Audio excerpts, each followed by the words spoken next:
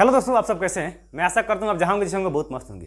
चलिए, जैसे कि आप थंबनेल पर देखे होंगे, आज की इस वीडियो में हम लोग उसके बारे में जानने वाले, ठीक है। और पूरा एकदम कॉन्सेप्ट के हिसाब से चलेंगे और आपको फिगर भी दिखाएंगे। आप फिगर के हिसाब से भी आप समझेंगे। और कहते हैं कि मज़ा नहीं आता ना पढ़ने में, आपको मज़ा आएगा एकदम पढ़ने में, ठीक है। और इस चैप्टर एकदम आपको दिलों और दिमाग में बस जाएगा। इसके बाद से हर चैप्टर के लिए आप इंतजार कीजिएगा कि हाँ दूसरा चैप्टर आप ले आए, ठीक है। चलिए तो स्टार्ट करते हैं। आज चैप्टर हम लोग का है, चैप्टर का नाम है नियंत्रण एवं समन्वयों, ठीक है। नियंत्रण एवं समन्वयों, ठीक है। ये अध्याय 7 में, न्यू वाला बुक में 7 में दिया, ठीक है, और पुरानी वाली में 6 में दिया हुआ, ठीक है। तो यहाँ पर अध्याय आप देख सकते हैं, अध्याय का नाम है नियंत्रण एवं समन्वयों। आज इसके बारे में हम जानने वाले हैं और पूरा एकदम फुल डिटेल से, ठीक है। इसके बाद से आप नहीं कहिएगा कि हाँ हमको इस चैप्टर समझ में नहीं है, ठीक है। तो चलिए, और इधर उधर भटकने की जरूरत आपको नहीं पड़ेगा। चलिए तो स्टार्ट करते हैं। सबसे पहले जानेंगे नियंत्रण एवं समन्वयों क्या है। नियंत्रण क्या है और समन्वयों क्या है। नियंत्रण यानी कि कंट्रोल। नियंत्रण क्या होता है? कंट्रोल, ठीक है। किसी चीज को कंट्रोल करना, क्या कंट्रोल करना। और समन्वयों मैंने समझ रहे ना, तालमेल बैठाना। तालमेल बैठाना किसी का नहीं होता है कि उसका तालमेल हमसे बहुत अच्छा बैठता है ना, जैसे उस दोस्त को मैंने समझ रहा है ना, फ्रेंड का, जैसे कि उससे बहुत हमको पटता है, ठीक है, जैसे उससे हमको खूब पटरी खाता है। तालमेल बैठाना, तालमेल किसी चीज़ का, मैंने एनीथिंग, मैंने कोई भी चीज़ का तालमेल बैठाना, अपने से चाहे किसी दूसरे से तालमेल बैठाना, उसी को कहते हैं समन्वय, ठीक है। यानी कि समझ सकते हैं, नियंत्रण यानी कि बताए हैं कंट्रोल करना किसी चीज़ को, और कंट्रोल करके उसके तालमेल बैठाना, ठीक है। तो चलिए, ये रहा आपका इस चैप्टर के हेडिंग के बारे में, ठीक है। अब बात आता है, सबसे पहले हम लोग का टॉपिक उठता है, टॉपिक है कि पहले का टॉपिक इसमें स्टार्ट होगा कि उद्दीपन क्या है। उद्दीपन क्या है, यहाँ पर जैसे कि फाइनली हम सब लिखे हुए, ठीक है। और लिखने के बाद में हम आपको टाइम भी देंगे स्क्रीनशॉट करने के लिए, और अलग हट भी जाएंगे, ठीक है। तो एकदम आगे ध्यान से सुनेंगे, ठीक है। सबसे पहले इसमें पहले का टॉपिक हम लोग का आता है उद्दीपन क्या है। उद्दीपन, उद्दीपन क्या है, तो उद्दीपन जानेंगे। उद्दीपन के बारे में हर एक टॉपिक को हम लोग कवर करेंगे, ठीक है, बारी बारी से। तो चलिए, उद्दीपन जो है लिखे यहाँ पर कि पर्यावरण में, पर्यावरण वातावरण में हो रहे परिवर्तन जिसके अनुरूप सजीव अनुक्रिया करता है, यानी कि उसी को कहते हैं उद्दीपन। यानी कि पर्यावरण में, वातावरण में जो क्रिया होती है उसके अनुरूप हम लोग कोई क्रिया करते हैं, या सजीव जो जीव जंतु होते हैं उसके अनुसार अपने कार्य करते हैं, उन्हीं को हम लोग उद्दीपन कहते हैं। यानी कि पर्यावरण में हो रही कोई क्रिया, कोई कार्य, उसके हिसाब से हम लोग कोई अपना कार्य करते हैं, या जीव जंतु जो भी अपना कार्य करते हैं सजीव, उन्हीं को कहते हैं हम लोग उद्दीपन करते हैं। जैसे कि एग्जाम्पल में लिए ठंडा, जैसे ठंडा समझ रहे ना, ठंडी जब आता है तो हम लोग अपना कार्य, यानी कि कहने का मतलब वेशभूषा चेंज करते हैं, यानी कि कपड़ा वस्त्र हम लोग धारण करते हैं। ध्वनि, ध्वनि से सुन के हम लोग कोई भी कार्य करते हैं, ठीक है। सुगंध, उष्मा, जैसे गर्मी के दिन आएगा तो गर्मी में अपना उसके हिसाब से, मौसम के हिसाब से आदमी में परिवर्तन हो जाता है, यानी कि सजीव में परिवर्तन हो जाता है, ठीक है। यानी कि मौसम के हिसाब से जो कार्य में परिवर्तन हो जाता है, चेंजिंग हो जाता है, उसी को उद्दीपन कहते हैं, ठीक है। यानी कि वातावरण में जो भी समय चलता है उसके हिसाब से जीव जो है, सजीव जो है, अपने में परिवर्तन लाते हैं और बदलते हैं, उसी को हम लोग कहते हैं उद्दीपन कहते हैं, ठीक है। जैसे सूर्य का प्रकाश, जैसे, ठीक है, प्रकाश भी अपने समय समय पर बदलता रहता है, ठीक है। तो आई होप ये आपको समझ में आ गया होगा उद्दीपन के बारे में, ठीक है। उद्दीपन जो है पर्यावरण में जो घटना घटती है, जो भी क्रिया चलती है, और क्रिया के अनुसार हम लोग अनुरूप उसके कार्य करते हैं, उसी को कहते हैं उद्दीपन। आई होप ये आपको समझ में आ गया होगा, ठीक है। अगला टॉपिक जो आपका है कि अब बात आता है कि जंतुओं में नियंत्रण एवं समन्वय। जंतु में नियंत्रण एवं समन्वय, जंतु के बारे में पढ़ेंगे, उसका में पादप के बारे में, इन दो तरह के, ठीक है। तो सबसे पहले हम लोग जंतु के बारे में जानेंगे, जंतुओं में नियंत्रण एवं समन्वय, ठीक है। तो जंतुओं में नियंत्रण कितने तरह के होते हैं? 2 तरह के। जंतु में 2 तरह के होते हैं, यहाँ पर लिखे हुए हैं। एक तंत्रिका तंत्र, एक है अंतःस्रावित तंत्र, ठीक है। तो दोनों के बारे में एकदम डिटेल से चर्चा करेंगे, ठीक है। तो सबसे पहले तंत्रिका तंत्र, जैसे कि आप न्यूरॉन का फिगर देखे होंगे, ठीक है, सिनेप्स उसको कहते हैं, और नहीं देखे होंगे तो इस वीडियो में हम आपको बताएंगे एकदम उसके एकदम फिगर बना के, और सबका कार्य बताएंगे कौन क्या करता है, ठीक है। जैसे कि बात करते हैं सबसे पहले तंत्रिका तंत्र, यहाँ पर हम लोग जानेंगे अब तंत्रिका तंत्र क्या है, ठीक है। उद्दीपन के बाद में अगला टॉपिक आता है कि जंतुओं में या पादप में, ठीक है। तो सबसे पहले जंतु के बारे में हम चर्चा करेंगे कि जंतु में कैसी नियंत्रण होता है और कैसी समन्वय होगा, ठीक है। उसके बाद पादप में आएंगे, पादप में नियंत्रण एवं समन्वय के बारे में जानेंगे, ठीक है। वीडियो हल्का लंबा होगा लेकिन आपके एकदम दिल और दिमाग में बस जाएगा हमेशा के लिए, ठीक है। जैसे कि तंत्रिका तंत्र के बारे में जानेंगे अब। तंत्रिका तंत्र, तो यहाँ पर टॉपिक पहले का था, ठीक है। तो तंत्रिका तंत्र क्या है उसके बारे में हम जानेंगे। तो तंत्रिका तंत्र, तंत्रिका कोशिका, यहाँ पर कोशिकाओं या न्यूरॉन की एक संगठित जाल का बना होता है, और यह सूचनाओं को विद्युत आवेग आवेग के रूप में शरीर में या शरीर के एक भाग से दूसरे भाग तक ले जाता है। आई होप ये कहने का मतलब तंत्रिका तंत्र का कार्य ये होता है, तंत्रिका तंत्र एक जाल की तरह होती है, यानी कि हम लोग का पूरा बॉडी में जाल की तरह बिछा हुआ है और ये क्या करता है, सूचना प्रदान करता है। सूचना प्रदान जैसे कि मान लीजिए कोई भी सूचना हमारे बॉडी में, जैसे मान लीजिए यहाँ पर कोई चिकोटी काट रहा है तो ध्यान से इस चिकोटी यहाँ पर काट रहा है तो यहाँ पर पहुँचाएगा मस्तिष्क में, दिमाग में, भेजे में, ठीक है। तो ये कार्य कौन करता है, सूचना कौन पहुँचाता है हम लोग को दिमाग में, तो दिमाग में यानी कि हम लोग को माइंड में आता है कि हाँ ये आग में आग मैंने हाथ डालेंगे तो हाँ जल जाएगा, ठीक है। या कोई मैंने उद्दीपन समझ रहा ना, उद्दीपन जो बताएं तो, और जो अनुभव जो हम लोग का कहने का मतलब जो भी कार्य करते हैं कार्य के हिसाब से जो सूचना जो है पहुंचाता है वो कौन पहुंचाता है, तंत्रिका तंत्र, ठीक है। तंत्रिका तंत्र के बारे में हम फिगर बनाते हैं और उसके बारे में टोटल सम एकदम पूरा डिटेल बताएंगे, ठीक है। तो यहाँ पर समझ लेंगे, एक बार और रिपीट करते हैं। तंत्रिका तंत्र तंत्रिका कोशिकाओं या न्यूरॉन की, तंत्रिका तंत्र तंत्रिका कोशिकाओं या न्यूरॉन की, इसको सिनेप्स भी कहते हैं, एक संगठित जाल का बना होता है, एक जाल का बना होता है, इसे फिगर बनाएंगे अभी हम। और सूचनाओं को ये विद्युत आवेश के रूप में क्या करता है, आवेग के रूप में शरीर के एक भाग से दूसरे भाग में पहुंचाने का कार्य करता है। यानी कि शरीर में सूचना को एक भाग से दूसरे भाग तक पहुंचाने का कार्य कौन करता है, तंत्रिका तंत्र, ठीक है। जैसे कि हम लोग कोई बोलता है कान में, कहीं सुनाया तो ये कौन कार्य कर रहे हैं, सुन के फिर हम सोचते हैं हाँ फलाना में क्या कहा, ठीक है। तो ये सब सूचना पहुंचाता है तंत्रिका तंत्र, ठीक है। चलिए तो अब इसके बारे में हम लोग फिगर बनाते हैं और उसके बारे में चर्चा करते हैं, ठीक है। तो इसका आप लोग स्क्रीनशॉट कर सकते हैं। जैसा कि आपका नेक्स्ट टॉपिक है, ठीक है, जैसे बोला है कि तंत्रिका तंत्र, ठीक है, यानी कि तंत्रिका कोशिका यानी कि उसको न्यूरॉन कहते हैं, ठीक है। तो न्यूरॉन का फिगर आपको यहाँ पर दिख रहा है और बोर्ड एग्जाम में 5 नंबर का फिक्स है, ये कई बार पूछा गया क्वेश्चन है और आप एकदम समझ लीजिएगा। और कैसे कैसे केवल फिगर बनाने के साथ साथ फिगर में जो होता है यहाँ पर उसके बारे में हम समझाने वाले, ठीक है। चलिए तो आइए जैसे कि बात करते हैं, 5 नंबर फिक्स आपका बोर्ड एग्जाम है, ठीक है। तो जैसे कि तंत्रिका कोशिका को हम लोग न्यूरॉन भी कहते हैं, ठीक है, न्यूरॉन, ठीक है। और न्यूरॉन का फिगर हो गया स्ट्रक्चर, ठीक है। यहाँ पर देखिए, इसमें समझेंगे बारी बारी से। इसमें सबसे पहले ये फिगर हो गया, देख सकते हैं आप न्यूरॉन का, आप फिगर बुक वाला में भी देख सकते हैं, बुक आप खोल कर देख सकते हैं बुक में कैसा फिगर है, ठीक है। और इससे भी आप स्मार्ट फिगर बना सकते हैं, ठीक है। आप बात करते हैं ये वाला द्रुमिका होती है, ये जैसे धागे जैसे निकली होती है, जैसे धागे जैसी कोशिका में, तंत्रिका कोशिका में जो धागे जैसी निकली होती है, धागे जैसी उंगली में धागे जैसे निकली, उसको द्रुमिका कहते हैं। और इसका कार्य क्या होती है बताएंगे, ठीक है। ये कौन कार्य करती है, ठीक है, इसका काम क्या रहता है। और बीच में क्या होता है, एक केंद्रक होता है, बीच में क्या होता है, केंद्रक, ठीक है, देख सकते हैं केंद्रक है। और एक कोशिका काय है, ये जैसे लिक्विड जैसे भरा हुआ है ना, बीच में रेड कलर का दिख रहा होगा, रेड, एक कोशिका काय होगा, जितना खाली स्थान कोशिका काय हो गया। अब बात करते हैं जिस तरह दिख रहा है ना ये वाला, ये तंत्रिका कक्ष हो गया, तंत्रिका कक्ष। और ये अंतिम दूसरा सिरा हो गया, यानी कि दूसरा भाग है तंत्रिका तंत्र का, ये दूसरा भाग हो गया, यानी कि अंतिम सिरा हो गया, ठीक है। तंत्रिका तंत्र का अंतिम सिरा भी कर सकते हैं। चलिए तो इसके बारे में एक एक टॉपिक, जैसे कि बात करते हैं, सबसे पहले आ गया हम द्रुमिका क्या, ठीक है, द्रुमिका के बारे में, ठीक है। तो द्रुमिका यहाँ पर लिखे हुए हैं, जैसे तंत्रिका तंत्र के भाग के बारे में लिखे, यहाँ पर द्रुमिका, ठीक है। द्रुमिका यहाँ पर देखिए, द्रुमिका जो है कोशिका काय से निकलने वाली, कोशिका काय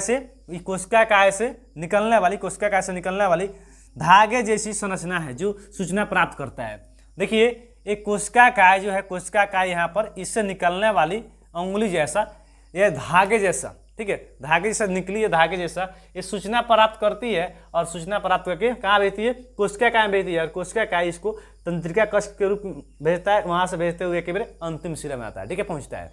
तो यहाँ पर फाइनली बात यह है कि द्रुमिका का कार्य क्या होता है, द्रुमिका जो कोशिका काय में धागे जैसा निकली हुई होती है और उसका कार्य सूचना प्राप्त करना होता है। जैसे कि मान लीजिए और हम चिकोटी यहाँ पर काट रहे हैं, ठीक है, चिकोटी काट रहे हैं, तो चिकोटी का महसूस कौन करता है, तो महसूस कौन करता है, द्रुमिका करता है, क्योंकि सूचना प्राप्त करता है, सूचना को ध्यान से भेजे में, यानी कि माइंड में हम लोग को बताता है कि हाँ चिकोटी कोई काट रहा है, ठीक है। तो ये सूचना प्राप्त करता है और सूचना को भेजता है कहाँ, कोशिका काय में, ठीक है। तो आई होप द्रुमिका के बारे में जान गए। अब बात करते हैं कोशिका काय के। कोशिका काय क्या, ठीक है, यहाँ पर दिखता होगा आपको, ठीक है, कोशिका काय प्राप्त की गई सूचना, कोशिका काय देखिए यहाँ पर कोशिका काय लिखे, ठीक है, कोशिका काय जो आपको रेड दिख रहा है ना, यहाँ पर रेड भरा हुआ, ठीक है, ये कोशिका काय है, ठीक है, कोशिका काय है, ठीक है। ये इसमें दिखेंगे कि कोशिका काय प्राप्त की गई सूचना जो होती है, इस द्रुमिका से सूचना प्राप्त करता है और सूचना जो प्राप्त करके विद्युत आवेश के रूप में, विद्युत आवेग के रूप में चलती है। और द्रुमिका से सूचना प्राप्त करता है कौन, कोशिका काय। और जो सूचना बताता है और कोशिका क्या है, सूचना प्राप्त करते ही धाए से भेजता है अंतिम सिरा तक, यानी कि यहाँ तक आता है। ठीक है, हम लोग का यहाँ पर आता है और बताता है कि गर्म है, ठंडा है, चिकुटी कट रहा है, कोई कुछ भी मैंने समझ सकते हैं, सूचना प्राप्त करता है। ठीक है, आगे बात करते हैं। अगला टॉपिक हम लोग का कोशिका काय हो गया। अगला टॉपिक है तंत्रिका कक्ष। तंत्रिका कक्ष के अंदर का कार्य पॉइंट है, मेन सेंटर समझ सकते हैं। ठीक है, ये किसका कार्य क्या है, तंत्रिका कक्ष। तंत्रिका कक्ष जो है तो यह सूचनाओं की विद्युत आवेग के रूप में कोशिका काय से न्यूरॉन की दूसरी सिरा यानी कि दूरबिंका तक पहुंचाने का कार्य करता है। जैसे कि तंत्रिका कक्ष जो है एक दूसरे से यहाँ से जुड़ा हुआ है, कोशिका काय से जुड़ा हुआ है, कोशिका काय से जुड़ा हुआ है। ठीक है, कोशिका काय से जुड़ा हुआ है और सूचना को प्राप्त करके, ठीक है, सूचना को प्राप्त करके पहुंचाता है तंत्रिका कक्ष यानी कि अंतिम सिरा तक पहुंचाने का कार्य करता है। कौन करता है, तो समझ सकते हैं, तंत्रिका कक्ष कार्य करता है, सूचना को अंतिम सिरा तक भेजता है। ठीक है, तो आई होप आपको समझ में आ गया होगा। अब नेक्स्ट अगला टॉपिक पर हम लोग आते हैं। ठीक है, तो अभी तक लाइक नहीं की तो लाइक कर लेंगे, चैनल पर पहली बार तो सब्सक्राइब कर लेंगे और लास्ट में अपने दोस्तों के पास शेयर करना मत भूलिएगा। ठीक है, चलिए तो इसका स्क्रीनशॉट आप लोग कर सकते हैं। जैसे कि चलिए आपका नेक्स्ट टॉपिक है। ठीक है, जैसे कि नेक्स्ट टॉपिक आपका है ग्राही क्या है। ठीक है, ग्राही के बारे में जानेंगे और ग्राही क्या होता है ये सब कुछ जानते हैं, अभी जानते हैं। ठीक है, आपके पास आपके अंग और शरीर में। ठीक है, ग्राही जो है ना, ग्राही हमारे ज्ञान इंद्रियों में स्थित है। और सबसे पहले बात यह है कि ज्ञान इंद्रियां कितनी होती है, तो ज्ञान इंद्रियां 5 होती है। कितनी होती है, 5। ठीक है, तो ऑब्जेक्टिव भी क्लियर करते चलेंगे सब्जेक्टिव के साथ साथ। ठीक है, तो ज्ञान इंद्रियां कितनी होती है, 5 होती है और 5 ही के बारे में हम लोग चर्चा करने वाले। ठीक है, वो भी कौन कौन होती है और आप जानते हैं तो फटाक से कमेंट कर सकते हो। ठीक है, जैसे कि बात करते हैं कि यहाँ पर ग्राही जो है, ग्राही में यहाँ पर ज्ञान इंद्रियां 5 होती है। ठीक है, तो सबसे पहले का बात यह है कि सबसे पहले नहीं कहेंगे, सबसे पहले नहीं, यहाँ पर लिखे हैं 5, 1 2 3 4 5, 5 के बारे में हम लोग चर्चा करेंगे। ठीक है, जैसे कि बात करते हैं सबसे पहले कान का क्या काम होता है, नाक का क्या, आँख के, सब ये हमारे ज्ञान इंद्रियां हैं। ठीक है, ज्ञान इंद्रियां कितनी होती है, 5 होती है। ठीक है, चलिए जैसे कि कान के बारे में चर्चा करें तो कान का काम होता है सुनना। कान क्या करता है, सुनता है। ठीक है, और ये शरीर का संतुलन बनाए रखता है, शरीर का संतुलन बनाए रखता है। और कोई जहाँ हल्ला खूब होता है ना तो बहुत लोग देखिए कान में दाब लेते हैं, इस तरह इस संतुलन शरीर को बन जाता है। ठीक है, जैसे पटाखा वटाखा भड़कता है तो कान दाबते हैं कि शरीर का संतुलन बना रहेगा, अगर यही नहीं दाबते हैं तो सांप में क्या होता है, डरा जाता है। ठीक है, इस तरह तो संतुलन बनाए रखता है कौन, कान। ठीक है, तो कान क्या करता है, सुनने का काम करता है। ठीक है, और शरीर का बॉडी का संतुलन बनाए रखता है। तो देखिएगा बहुत बच्चा जो होते हैं, बहुत लोग होते हैं कान में ठिपी यानी कि हेडफोन लगा लेते हैं और रात के लगा के सो जाएंगे, रात भर बजते रह जाएगा, तो शरीर का संतुलन नहीं बनता है। लगाइए आधा घंटे, 1 घंटा 2 घंटा, उससे अधिक नहीं। ठीक है, इससे शरीर का संतुलन नहीं बना रहेगा। ठीक है, अब बात करते हैं आगे हम आँख जो है, आँख का काम क्या होता है, आँख जो है कौन सी ग्राही है, तो प्रकाश ग्राही है। ऑब्जेक्टिव देता है यहाँ पर पूछ देता है कि आँख कौन सी ग्राही है, तो प्रकाश ग्राही है, प्रकाश ग्राही। ठीक है, और ये काम क्या करता है, आँख देखने का कार्य करता है, आँख देखने का कार्य करता है। ठीक है, चलिए आगे बात करते हैं त्वचा समझते हैं, त्वचा यानी कि स्किन। ठीक है, स्किन यानी कि त्वचा इसको कहते हैं। ठीक है, तो स्किन जो है ना, त्वचा, ये ताप ग्राही है। ये कौन सी ग्राही है, ताप ग्राही है। और इसका कार्य क्या है, ये गर्म एवं ठंडा स्पर्श, ये सब समझ सकते हैं, उद्दीपन का कार्य करता है। ठीक है, जैसे कि गर्म महसूस, जैसे त्वचा जो स्किन आपका है ये गर्म बताता है। ठीक है, इस पर अगर हम लोग आग पर ले जाएंगे तो त्वचा के बताएगा कि हाँ गर्म है कि नहीं है। ठीक है, और ठंडा गर्म महसूस करता है त्वचा, स्किन से ही मालूम चलता है, त्वचा से हम लोग छूते तब मालूम चलता है। आगे बात करें नाक, आपका नाक समझ रहे हैं, नाक। ठीक है, ये नाक जो है, ये नाक कौन ग्राही है, तो घ्रूण ग्राही। कौन ग्राही है, तो घ्रूण ग्राही है। ठीक है, नाक आपका कौन ग्राही, घ्रूण ग्राही है। ऑब्जेक्टिव भी क्लियर करते चलना। ठीक है, और नाक का काम क्या होता है, सूंघना, मुंहकना नहीं, सूंघना कार्य करता है। ठीक है, सूंघने का कार्य करता है नाक। आगे बात करते हैं लास्ट जो आपका टॉपिक है जीभ। जीभ का काम क्या होता है, जीभ, तो जीभ जो है कौन सा ग्राही है, सबसे पहले तो रस संवेदी। जीभ कौन सी ग्राही है, तो रस संवेदी। ठीक है, ग्राही। और इसका जीभ का कार्य क्या होता है, स्वाद का पता लगाना। ठीक है, ये स्वाद का पता लगाता है कि चटकार है, कि तीखा है, कि मीठा है। ठीक है, अब चलिए आगे टॉपिक हम लोग अगला टॉपिक कवर करेंगे। ठीक है, तो इसको आप स्क्रीनशॉट कर लीजिए। ठीक, अगला टॉपिक है, ठीक है दोस्तों, कि सिनेप्स क्या है। ठीक है, सिनेप्स एग्जाम में कई बार पूछा हुआ है। ठीक है, ऑब्जेक्टिव में और सब्जेक्टिव में भी। तो सिनेप्स जो है ना, सिनेप्स को हम लोग कहते हैं अंतर ग्रंथन भी कहते हैं, अंतर ग्रंथन भी कहते हैं। जैसे कि दो कोशिका दो तंत्रिका कोशिका के बीच के जो गैप यानी खाली स्थान जो होती है ना, उसी को सिनेप्स कहते हैं, ठीक है, उसी को सिनेप्स कहते हैं। यानी दो कोशिका तंत्र यानी कि दो तंत्रिका तंत्र या कोशिका के बीच के जो खाली स्थान को हम लोग या गैप को हम लोग सिनेप्स कहते हैं, ठीक है। इसे की परिभाषा आप देख सकते हैं। आगे बात करते हैं प्रतिवर्ती क्रिया। प्रतिवर्ती क्रिया क्या होती है, ठीक है। तो प्रतिवर्ती क्रिया जो है ना, किसी उद्दीपन, जैसे कि यहाँ पर बात करते हैं किसी उद्दीपन के प्रति तेज व अचानक की गई अनुक्रिया को प्रतिवर्ती क्रिया कहते हैं। जैसे एग्जाम्पल के लिए हम यहाँ पर लिए हैं, ठीक है, जैसे कि फिगर बनाया है यहाँ पर कि उद्दीपन, मान लीजिए उद्दीपन की बात करें, उद्दीपन एक ऊष्मा लिए, ठीक है, ऊष्मा यानी कि मान लीजिए ऊष्मा लिए या ठंडी कुछ भी ले सकते हैं। तो ऊष्मा हमारा अगर त्वचा पर अगर लग रहा है तो मेरुरज्जु यानी मस्तिष्क जो हम लोग का है ये बताता है, ठीक है, ये गर्म है ठंडा है। और गर्म क्यों, ध्यान देंगे, और कार्य कैसी करेगी, मस्तिष्क धाय से कहेगा, मस्तिष्क कहेगा धाय से कि गर्म है, कार्यकारी कहेगा, कार्यकारी अंग यानी कि पेशी कहेगा पेशी ऊतक, ठीक है, कि धाय से कहेगा कि अनुक्रिया कहेगा, अनुक्रिया का बताएगा कि हाथ को पीछे हटाओ। देखिए ध्यान देंगे यहाँ पर, ये उद्दीपन से एक लिए हम ऊष्मा लिए और ऊष्मा लिए आगे, मतलब ऊष्मा और मेरा हाथ गया, इसे त्वचा मेरा त्वचा जा रहा है, स्किन जाएगा तो मेरुरज्जु बताएगा कि हाँ गर्म, धाय से बताएगा गर्म है। और जैसे कहेगा कार्यकारी कहेगा, कार्य करने वाला हमारा जो अंग है मानसिकता, वो कहेगा कि हाथ जल्दी से पीछे हटाओ नहीं तो जल जाएगा, ठीक है। तो आई होप ये समझ गए होंगे प्रतिवर्ती क्रिया क्या है, जो प्रतिवर्ती क्रिया क्या है, ठीक है। तो यहाँ पर लिखे उद्दीपन के प्रति तेज व अचानक की गई अनुक्रिया को हम लोग प्रतिवर्ती क्रिया कहते हैं, ठीक है। आगे बात करते हैं कि अनुक्रिया जो है ना, अनुक्रिया यहाँ पर एक शब्द लिए है, ठीक है, अनुक्रिया कितने तरह के होते हैं, अनुक्रिया मात्र 3 तरह के होते हैं, ठीक है। अनुक्रिया 3 प्रकार के होते हैं, ठीक है, यहाँ पर लिखे हुए हैं, ठीक है, कि अनुक्रिया जो है यहाँ पर आप देख सकते हैं, अनुक्रिया ये 3 प्रकार के होते हैं, ठीक है। जैसे कि यहाँ पर पहला लिखे ऐच्छिक क्रिया, दूसरा का अनैच्छिक और तीसरा का प्रतिवर्ती क्रिया, ठीक है। तो सबसे पहले ऐच्छिक क्रिया क्या है इसके बारे में चर्चा करेंगे, ठीक है। ऐच्छिक क्रिया, तो ऐच्छिक क्रिया जो है अग्र मस्तिष्क द्वारा नियंत्रित की जाती है, अग्र मस्तिष्क, मध्य मस्तिष्क और पश्चिम मस्तिष्क। अभी हम लोग डिटेल में चर्चा करेंगे इसके बाद में, ठीक है, इसी टॉपिक के बाद में, ठीक है। तो अग्र मस्तिष्क द्वारा यह नियंत्रित की जाती है, यानी कि आगे वाला मस्तिष्क के द्वारा अग्र मस्तिष्क के द्वारा ऐच्छिक क्रिया अपने अनुसार कार्य करती है, ठीक है, यानी कि अपने इच्छा के अनुसार कार्य करती है, जब इच्छा करेगी जब कार्य करेगी। ऐसा नहीं है कि सांस जो हम लोग का है, श्वास कहेंगे कि हाँ रुक जाओ कुछ देर के बाद में काम करेगा, तो ऐसा है नहीं, ये स्वतः चलती हो रहती है, यानी कि प्रक्रिया जारी रहती है, इसको रोक नहीं सकते हैं। तो ऐच्छिक क्रिया अपनी इच्छा के अनुसार, जैसे अबे कहेंगे आपको पढ़ने तो पढ़ेंगे, मन जब करेगा पढ़ेंगे, नहीं मन करेगा नहीं पढ़ेंगे, ठीक है। तो अपने अनुसार कार्य करना, जब मन करेगा जब करेंगे, जब नहीं मन करेगा नहीं करेंगे, ठीक है। तो इच्छा के अनुसार कार्य करना ऐच्छिक क्रिया जो अगर मस्तिष्क कार्य करता है, ठीक है। अब बात करते हैं अनैच्छिक क्रिया जो है ना, ये मध्य एवं पश्चिम मस्तिष्क द्वारा की जाती है। अनैच्छिक क्रिया मध्य और पश्चिम पाक्षिक मस्तिष्क के द्वारा कार्य किए जाते हैं। इसमें होता है क्या, जब आपको अनैच्छिक क्रिया जब आपको मन करेंगे, नहीं मन करेगा तो नहीं करेंगे, यानी कि ये स्वतः होती रहती है, ठीक है। अनैच्छिक क्रिया अपनी इच्छा के अनुसार कार्य करती है, ठीक है। आगे बात करते हैं प्रतिवर्ती क्रिया। प्रतिवर्ती क्रिया जो है ना मेरुरज्जु द्वारा नियंत्रित की जाती है। प्रतिवर्ती क्रिया मेरुरज्जु यानी मस्तिष्क द्वारा, समझ सकते हैं, इसको नियंत्रित की जाती है।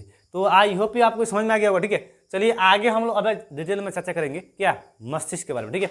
अगर मस्तिष्क पश्चिम मस्तिष्क उसका फिगर बनाते हैं, उसके बाद हम लोग पूरा कवर करेंगे, ठीक है। चलिए तो इसका स्क्रीनशॉट करना हो तो कर लेंगे, ठीक है। तो चलिए जैसे कि नेक्स्ट टॉपिक आपका है कि मस्तिष्क के बारे में, ठीक है। जैसे बोले हैं कि मस्तिष्क के बारे में जानेंगे, ठीक है। यहाँ पर अग्र मस्तिष्क है और मध्य मस्तिष्क और पश्चिम मस्तिष्क, ब्लैक जितना दिखता हो, ठीक है। और इसके बारे में हम लोग चर्चा करने वाले एकदम गहन से, ठीक है।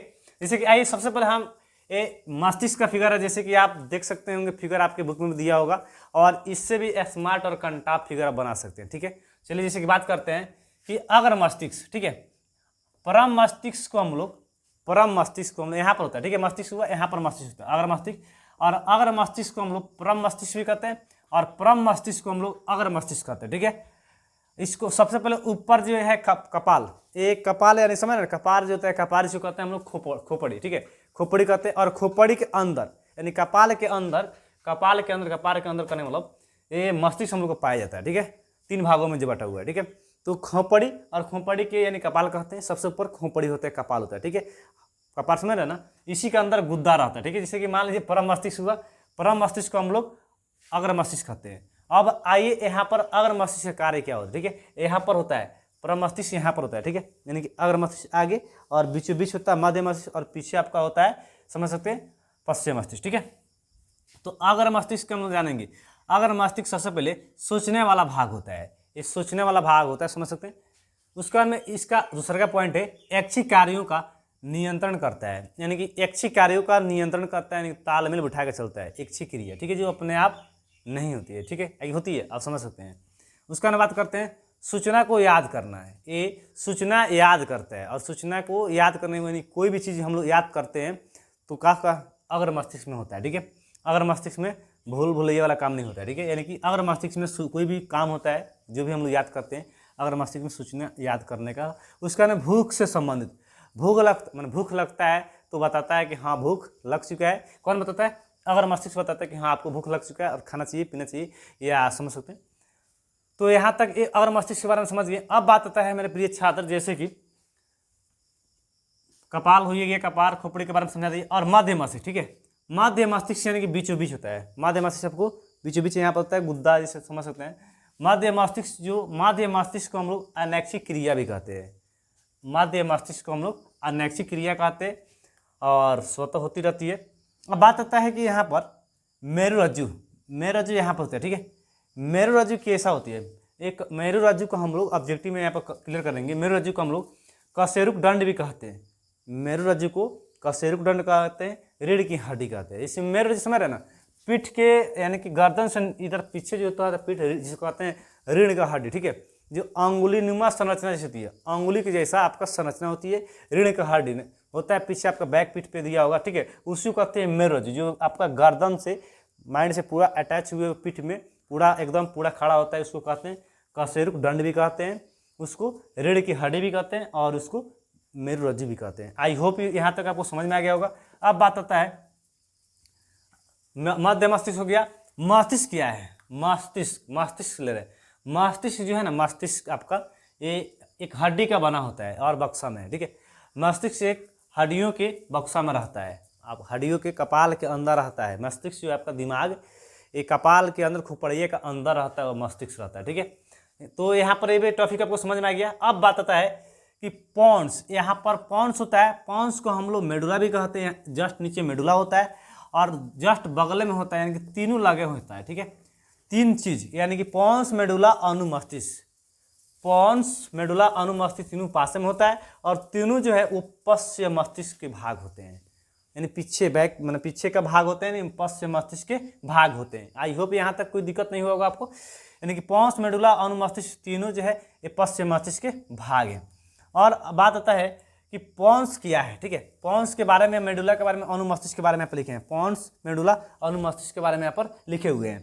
तो पॉन्स जो है ना अनैच्छिक क्रिया है। पॉन्स क्या है? अनैच्छिक क्रिया है, जैसे श्वसन का नियंत्रण, श्वसन सांस का नियंत्रण करना अपने हिसाब से लेता है और अपने हिसाब से छोड़ता है, ठीक है, और ज़्यादा हाई ना ज़्यादा कस के नरम नहीं। अगर बात होता है मेडुला, मेडुला जो है ना ये भी एक अनैच्छिक क्रिया है, ये भी एक अनैच्छिक क्रिया है। जैसे बात करें तो रक्तदाब यानी वमन, रक्तदाब वमन, ठीक है, जैसे बीपी ऊपी जांच समय रहा ना, बीपी ऊपी जैसे ब्लड प्रेशर करते हैं हम लोग मेडुला में। अब बात करते हैं अनुमस्तिष्क, यानी कि अनुमस्तिष्क, जैसे कि यहाँ पे बताएं अभी आप लोगों को, अनुमस्तिष्क यानी कि किधर गया इसमें, हाँ, अनुमस्तिष्क को हम लोग पश्च मस्तिष्क कहते हैं। जैसे कि अनुमस्तिष्क यहाँ पर दिया है, तो शरीर की स्थिति एवं संतुलन बनाना इसका कार्य होता है, यानी कि अनुमस्तिष्क का कार्य होता है शरीर की संतुलन बना कर रखना, हवाड़ाहट समझ रहे ना, एकदम सिंपल साधारण आपको वातावरण में अच्छा बना कर रखना, ठीक है, शरीर के संतुलन ठीक ठाक रखना, ये अनुमस्तिष्क का कार्य होता है, ठीक है। तो आई होप ये आप समझ गए होंगे। अब बात आता है पादप हार्मोन के बारे में, ठीक है, तो जंतु हार्मोन के क्रियाकलाप जितना था एक्टिविटी आप लोगों का यहाँ तक समाप्त होता है। अब हम लोग नेक्स्ट टॉपिक चलेंगे पादप हार्मोन के बारे में पढ़ने के लिए, ठीक है। तो चलिए इसका अगर स्क्रीनशॉट करना हो तो कर लीजिए, ठीक है। तो चलिए जैसे कि दोस्तों नेक्स्ट टॉपिक आपका था पादप हार्मोन, ठीक है, पादप हार्मोन क्या है, ठीक है, इसके बारे में जानेंगे हम लोग। तो लास्टिंग टॉपिक यही है पादप हार्मोन। तो सबसे पहले पादप हार्मोन क्या है, तो पेड़ पौधों का, ठीक है, पेड़ पौधों में पाए जाते हैं, ठीक है। उसके बाद जंतु हार्मोन क्या, जो जंतु में पाए जाते हैं, ठीक है। तो यहाँ पर जंतु हार्मोन हमने क्लियर कर दिया पढ़ा के, ठीक है, तो उसके बारे में चर्चा तो लास्ट में करेंगे, ठीक है। तो सबसे पहले हम लोग आगे पादप हार्मोन के बारे में जानते हैं, ठीक है। पादप हार्मोन में ऑक्सिन जो होता है ना, ऑक्सिन ध्यान देंगे, ये शाखाओं के अग्र भाग पर बनता है, समझ ना, कोशिका की लंबाई में वृद्धि करती है। ऑक्सीन जैसे कोशिका जो होती है ना, मतलब पेड़ पौधे जो होते हैं कलियाँ, पेड़ पौधे में जो कलसाता है ना, कलसाता है पेड़ पौधा, उसके ऊपर कलसा जो होता है उसमें ऑक्सीन का कार्य होता है। ऑक्सीन जो है शाखाओं को अग्रभाग का विकास करता है, यानी कोशिका की लंबाई में क्या करता है, वृद्धि करता है। ऐसे कि कलसाता है पेड़ पौधे गाछ वृक्ष, ठीक है, तो उसके अंतिम सिरा यानी कि उसके शाखा पर अंतिम सिरा पर ये ऑक्सीजन पाया जाता है। ठीक है, आगे हम बात करते हैं जिसे जिब्रेलिन जैसे है, ये तनने की वृद्धि में सहायक होता है। तनना समझ रहे ना, तनने की वृद्धि में सहायक होता है डाढ़ी। ठीक है, आगे बात करते हैं साइटोकाइनिन। साइटोकाइनिन का कार्य क्या होता है? साइटोकाइनिन जो होता है कोशिका विभाजन तीव्र करता है। कोशिका विभाजन ये तीव्र करता है, यानी कि दाढ़ी फुटकता है, समझ रहे ना, दाढ़ी फुटकता है यानी कि विभाजन बहुत जल्दी करता है। कौन? साइटोकाइनिन के कार्य होता है, यानी कि गाछ वृक्ष में दाढ़ी जो फुटकता है इस कौन करता है काम? उसमें साइटोकाइनिन की माने चलते हुए फुटकता है, विभाजन होता है। ठीक है, आगे बात करते हैं एब्सिसिक अम्ल। एब्सिसिक अम्ल जो है ना वृद्धि में संवर्धन, पत्तियों में मुरझाना, तनाव हार्मोन। कहने का मतलब एब्सिसिक अम्ल अगर हो जाता है रहता है और नहीं रहेगा तो पत्ते मुरझा जाएंगे, गाछ वृक्ष सूख जाएंगे। और ये रहता है तो जल्दी से वृद्धि होती है, जल्दी से नहीं।